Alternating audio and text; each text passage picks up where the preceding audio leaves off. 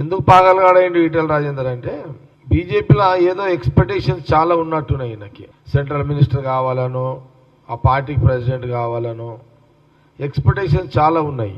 ఎందుకో మరి అలా బీజేపీ సెంట్రల్ పార్టీ ఇంకా ఇప్పటి వరకు ఈటెల రాజేందర్ ఏం చేయలేకపోతున్నది. అంటే రెండు రకాలుగా ఉంటుంది. ఒకటేమో అపోజిషన్ పార్టీ ముఖ్యమంత్రిని తిడితే, కాంగ్రెస్ పార్టీ ముఖ్యమంత్రి రేవంత్ రెడ్డిని తిడితే ఆయనకి ఏదైనా పోస్ట్ వస్తుందా అని తిట్టాలి.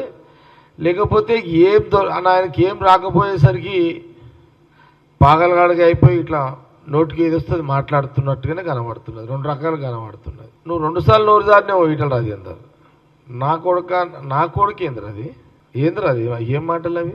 ఇప్పుడు నేను అదే జగ్గారెడ్డిగా, నేను కాంగ్రెస్ పార్టీ నాయకుడుగా, నువ్వు ఒక ఎంపీ, ఒక బీజేపీ నాయకుడవు.